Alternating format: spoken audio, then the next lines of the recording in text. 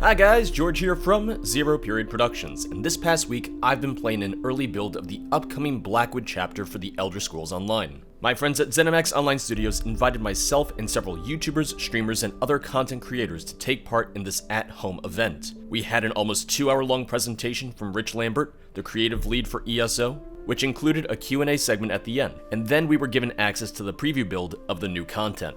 Everything you see in today's video comes either from B-roll footage and images sent to me by ZeniMax, or is footage recorded from the retail version of the game, recorded by myself. The preview build we were able to play on was nearly a month old and isn't indicative of the current progress on the chapter, so we weren't able to capture any gameplay or screenshots at this time. However, when the playtest server goes live in just a few days after this video, I'll be able to start recording footage from the Blackwood chapter. Today's video serves as a bit of an overview of what I got to see and play during my preview week, and talk about what other videos you can expect here on the channel between now and the launch of Blackwood. Today marks the first video in a mini-series that I call The Road to Blackwood, where I'll talk and walk you through some of the upcoming features and aspects of the new chapter. Future videos in The Road to Blackwood will feature a deep dive into the new companion system, a look at the new tutorials and starting experience, a tour of Leyawiin and its surrounding areas, and the Oblivion Portals World event. Suffice it to say, there will be a lot of content between now and the launch of Blackwood in June. To start, let's touch on what base game updates you can expect this June with Title Update 30. Update 30 launches alongside Blackwood for all players on June 1st for PC and Mac and June 8th for console players, which will also include the next-gen upgrades for ESO. The console-enhanced versions of the game will release as a free update for all existing players, and will be available immediately for any new players as well. Given that ESO is already included in Xbox Game Pass, you have a chance to play the game and its next-gen upgrade, all for free as a member.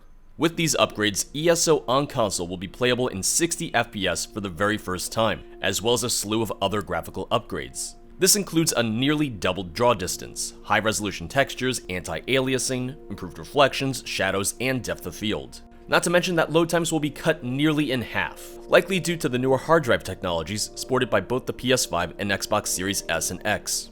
There will be a compromise in regards to your experience, however, taking the form of Fidelity Mode and Performance Mode. In Fidelity Mode, you'll be able to play in 4K 30fps on PS5 and Series X, and 1440p 30fps on the Series S. In Performance Mode, you'll be able to play at 1440p 60fps on the PS5 and Series X, and 1080p 60fps on the Series S.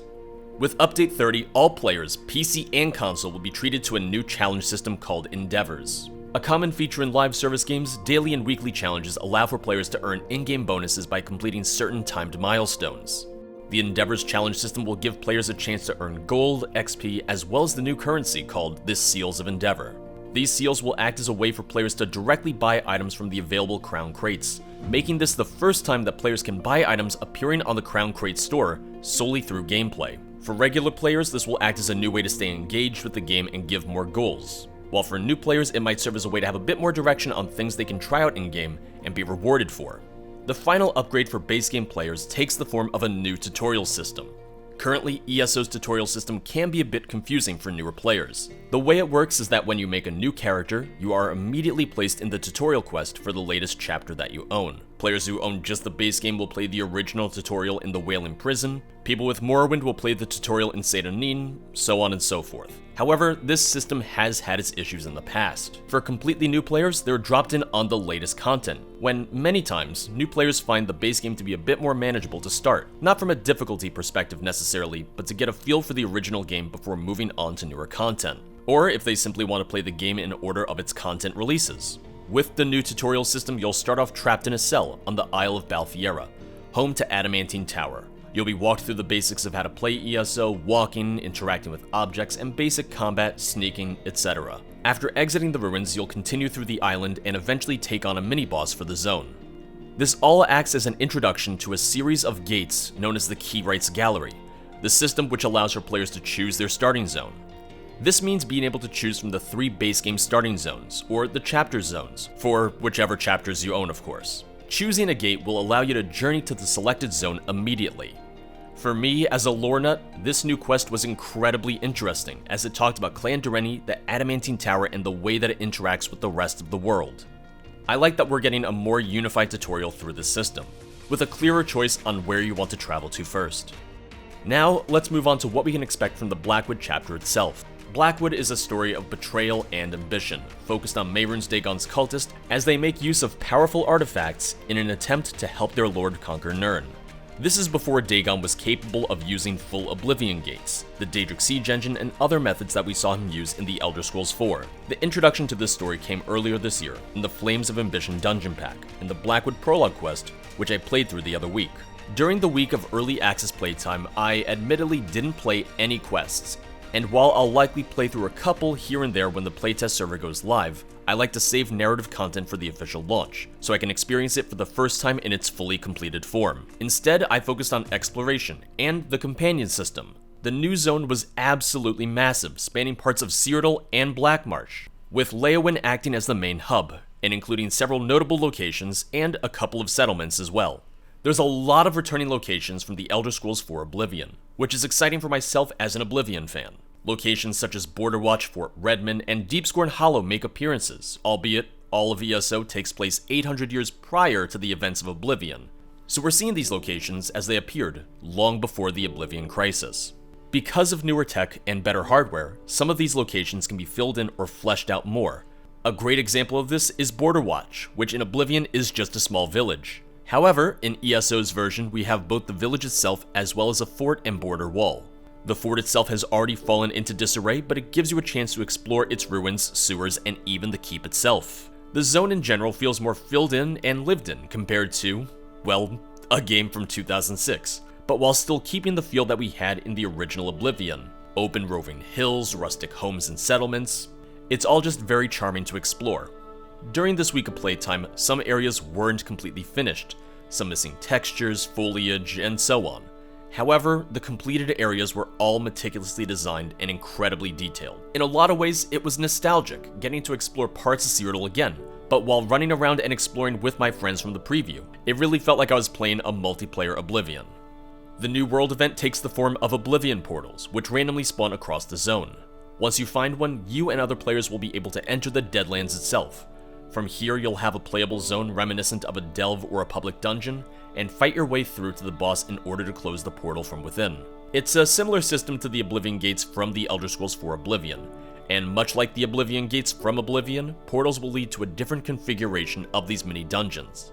So you'll be able to fight through a variety of them, as you continue to find them all across Blackwood. For me, the most exciting feature was the new companion system, and this was something I spent a lot of time playing around with during my preview. Of all my planned content for Blackwood, the Companions Deep Dive video was the first script that I wrote, and I'm really excited to be able to capture gameplay so that I can get that video to you guys soon. Without being able to show too many details of the Companions, I feel like there's only so much I can say without having on-screen examples. The Companion system is new to Blackwood, but will act as a system that can be expanded upon in future content drops. You'll start with two companions, Bastion, a male Imperial, and Miri, a female Dark Elf, both of which can be obtained via side quests in the Blackwood region.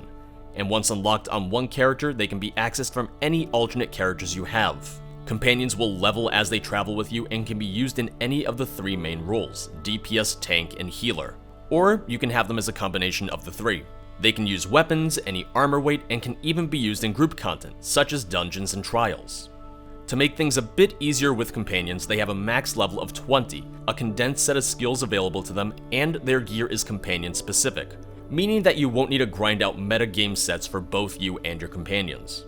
Of course, you will still have to get gear for them, but you'll also be able to trade this from other players and even the guild store. I think companions have a chance to be a game changer for ESO, especially for newer players and those who want to focus more on questing on their own. They open up new ways to play, will comment on your actions and events in game, and come with their own quests as well. It's a really fleshed out system, and has the chance to be expanded upon as time goes on. Since we'll only have 2 to start, and there's 6 total classes, I'd hope to see at least 4 more companions in the future. Companions are something I've wanted to see in ESO for a while, and from what I've played around with it so far, I can see them being a popular part of the game. Like I said at the start of this video, this was meant as a more top-down overview of the upcoming content, title update, and my time with the preview. Even though we had a week to play, I didn't want to get into story content and I only had so many hours to hop on and explore.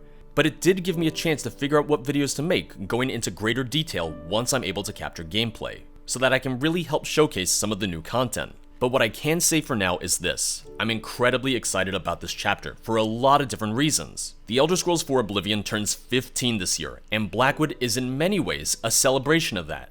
The return of Leyawiin and its surrounding area, Oblivion portals as a world event, Mehrunes Dagon and his cultists trying to wreak havoc across Nirn.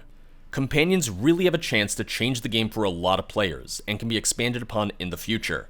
Much like how the Greymore chapter last year added Antiquities, a system that can be added upon with each subsequent content drop, or how jewelry crafting from Somerset extends to the rest of the game. The next-gen upgrades will provide better performance and graphics for countless players, and give them a chance to choose between higher frame rates or higher resolution. The Seals of Endeavors give players a free way to earn up to items that were previously only available through purchases. This year of content for ESO was the first one that the team had developed completely from home. The team really seems to be pulling out all the stops for this chapter. From what little I've seen and played through so far, this feels like one of the larger and more content-rich content drops that they've done. And as someone who lives for questing and exploration, that has me excited.